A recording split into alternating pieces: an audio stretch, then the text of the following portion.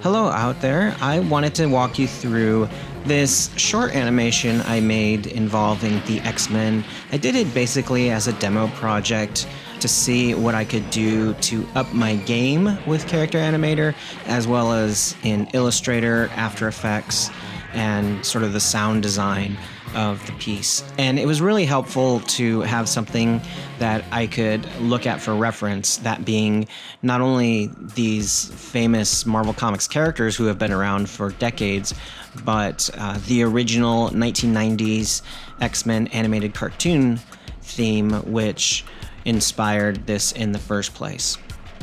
So quickly, I'm going to talk about the characters. The first one I designed was Cyclops.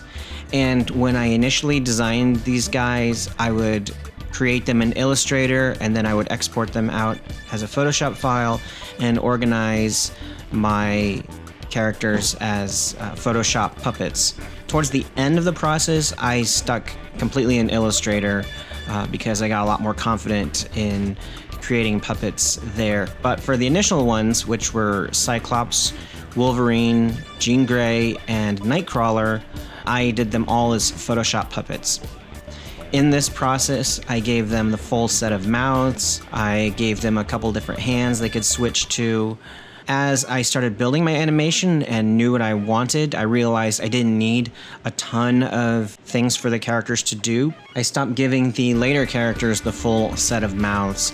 I would give them the mouths that I thought I needed for this brief animation, or just one single mouth like Iceman or Colossus has. Now, Cyclops was the first one, and I wasn't really happy with his design. I did him super quick just to see what I could do, because I wanted to give superpowers to some characters, and he seemed like a good choice to start with. By the time I got to Wolverine, I was a lot happier with the design aesthetic. I did not go back and change Cyclops. I decided to not have him feature as prominently in the animation as some of the other characters. I designed Jean Grey, and I was really happy with her design, so I duplicated her, saved her as a new Illustrator file, and then changed all the colors, the hairstyle, a little bit of the actual lines and pathwork, and made Storm out of her. And Storm's powers, she controls wind, which works well with the dangle physics behavior, and she can generate lightning bolts out of her hands. I already had some vintage looking lightning bolts that I had created in Illustrator and applied halftones to basically look like a 1950s, 1960s comic book. And I had these as a layer cycle that was really easy for me to import and put on my Storm character. The biggest difficulty of Storm was that her cape goes behind her body, but it's also supposed to attach to her hands. And so my solution was simply to make little micro capes that hung off of her arm, and then the other issue was having them linked up to her shoulder and her wrist. And I think my final solution was simply to not dangle them as much as I wanted to. Give round edges to where they are supposed to intersect, her shoulder and her wrist, and hide them the best I could. Nightcrawlers' powers are teleportation, so I had a sort of dust explosion cycle that I had created for another character for another project. I shared this cycle, and then I imported that, gave it a trigger, and made an empty layer so that when I hit the trigger, not only was the dust cycle triggered, the entire character swaps with this empty layer. The only thing that's really unique about Colossus is that he has a swappable arm, which is the one that he throws Wolverine with. This is something he does a lot in the comics and the movies. The other notable thing about Colossus is I spent a few days designing him because he's supposed to be metallic. I wanted to have that show with a lot more blurs and shading on him than I have on the other characters. I think he's the best looking of all the characters because I did put that extra effort into him. Iceman was a fun one to do and a fun challenge because I knew I wanted to have him shoot the ice out of his hands and have his ice slide. I also knew I wanted him to be kind of translucent. That wasn't a hard thing. You just change the opacity on some of the layers. But when I designed him, I gave him a pose that's similar to if the camera was aiming up at somebody crouching and he had his hands extended. The snowflake that generates out of Iceman's hands are one single snowflake and the particles behavior set to point and shoot applied to them. The snowflake is just some piece of stock graphic that I got. I converted it to vector form and gave it the color that it has in the animation. Iceman's ice slide was created in After Effects. I drew a path and no fill, just a stroke. I made that stroke really thick. I applied this effect that looks a little bit like a twinkling thing, and you can set a keyframe at the start of your animation and a keyframe at the end of your animation, and then you can have that twinkling effect evolve. So the ice is always twinkling as he's creating it. Because his figure is pretty stationary, all I needed to do then is place the anchor point at the bottom of his feet, and as my stroke generates itself, Iceman has his feet firmly planted on wherever the ice slide is, and he goes along the stroke. And if he's going uphill, I lower the velocity of that keyframe, and if he's going downhill, I sped up the velocity of that keyframe. Ultimately, I did a little thing called time remapping to this. The animation was really slow to start with, and time remapping is where you can speed up and slow down your footage, but it's not the same exact thing as time stretch. You're doing time remapping in increments, so it'll speed up and then slow, then speed up. If the characters were generating something, so not quite like Cyclops' Eye Blast, but more like Jean Grey's Thought Bubble or Iceman's Ice, I applied a fader behavior in Character Animator. This just added a little microsecond where your power fades into existence, and I think it made the animation look a lot more fluid. So Jean Grey manifests this floating thought bubble that has a dragger on it, and I can move it all around. When I brought this into After Effects, I decided I want her thought bubble to have a word in it, and I wanted it to hit and explode this bad guy named Mesmero. To get this thought bubble to move around independent of Jean or the animation I already rendered out from Character Animator, first I masked off the bubble using the pen tool in After Effects. Then I duplicated Jean and inverted that mask, so I ended up having a track that was just the thought bubble and a track that is just Jean, and they can move around independent of each other. Then I placed a motion tracker in one of the corners of the thought bubble, created text, and had that motion tracker applied directly to the text. That's why stop stays within the thought bubble. And I definitely had to go back and do some refinement because the text and the tracker did not always align with where the thought bubble was. Now, one thing I made for Jean Grey that I ended up using on a lot of the other characters is this telepathy halo, and this is just a faded in energy effect that has kind of a low opacity, and I ended up using it on Magneto's fingers and Storm's hands, and for the giant Sentinel robot where the chest laser is, I also took Cyclops' energy beam cycle and put that out of the chest of the Sentinel. For Magneto to fly, I created a version of him that had bent feet and his legs in a little more floaty position. And I did a similar thing for Storm when I realized that she was going to be floating more than she's going to be walking. This was simply done in Illustrator using the Warp tool. This character, Juggernaut, did not have very many special attributes. I only had to do a little bit of finagling with the rigging to get his arms to run in the right place, because his head is so low and so wide, it doesn't quite correspond to the skeletal structure that Character Animator had laid out for him. And then lastly for Blob, I just put dangles on his body and reduced the stiffness down a lot, so when he ran, he really jiggles.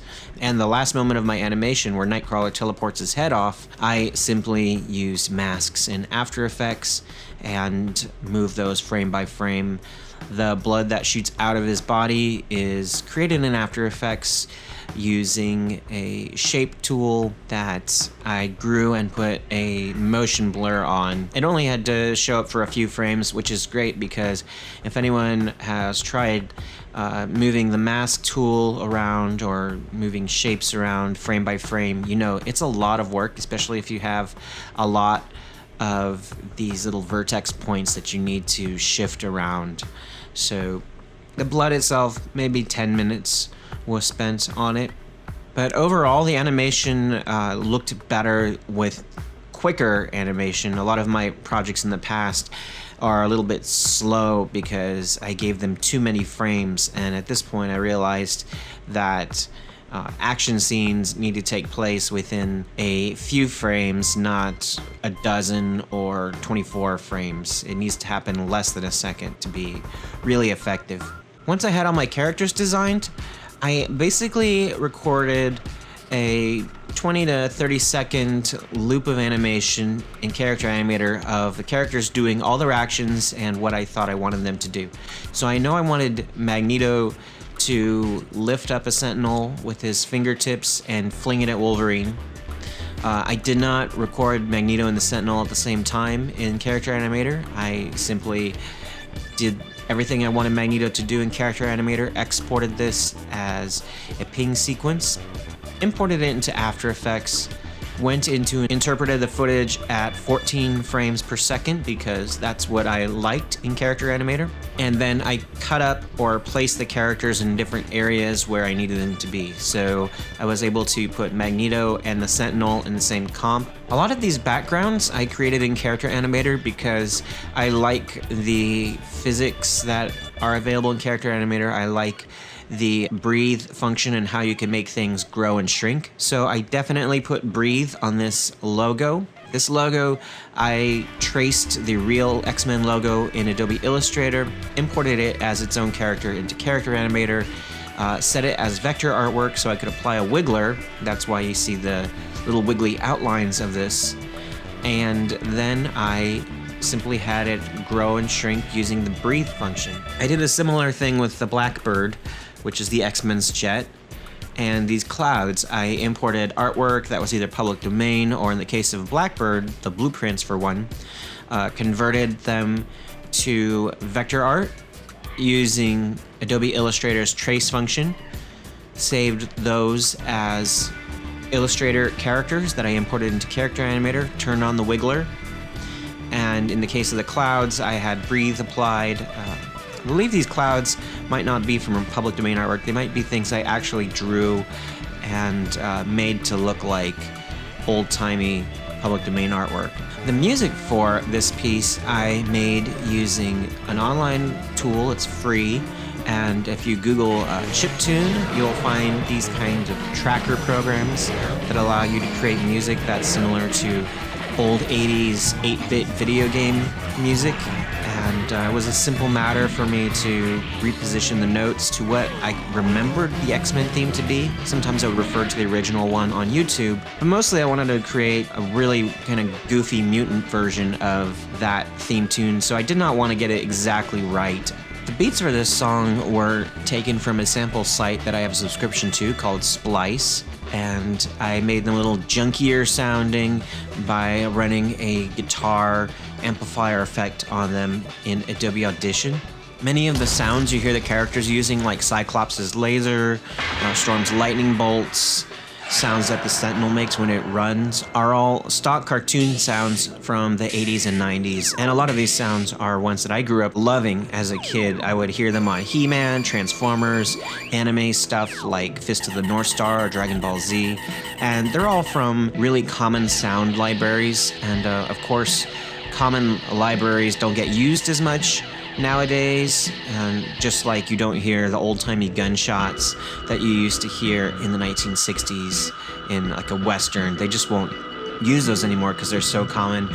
But for the kind of vibe that I was going for with this X-Men project, I really wanted to bring back old-timey action show sounds, and I use these in a lot of my projects, even ones that aren't using animated cartoon characters.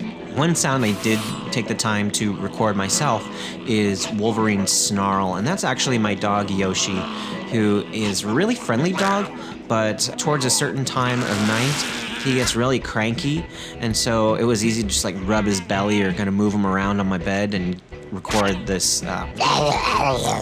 Really, the last component of this is figuring out what the characters are going to do besides run one direction or another. And in the comics, it's really common for Wolverine to get tossed around by Colossus.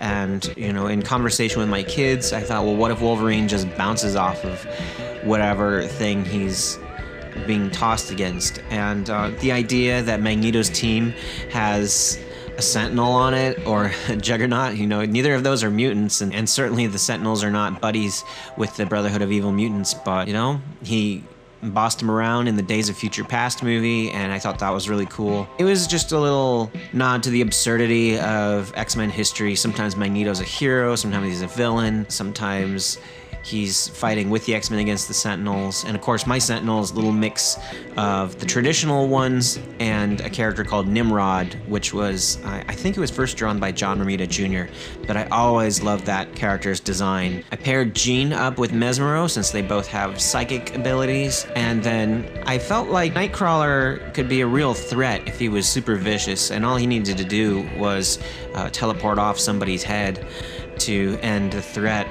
This project was a lot of fun to make, and even though it's using copyrighted characters, ones I don't own, you know, I learned an awful lot, not just about character animator or After Effects, but Illustrator, and even some things about Photoshop and things about sound design that I didn't know before, because I took on this project, and it happened to be a project that had a reference point that I could look at and say, okay, how do I make these things act like these other things? How do I get to the point where the characters' power are in the comics or in the cartoon? Or how do I make a song that sounds very similar to this real song?